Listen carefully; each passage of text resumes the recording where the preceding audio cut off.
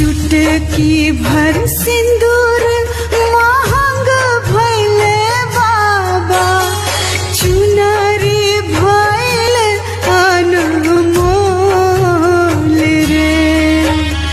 चुटकी भर सिंदूर महंग भइले बाबा, चुनरी भइल अनमोल रे। एही रे सिंदूरवा के कारण बाबा, छूटेला नैहर मोर रे।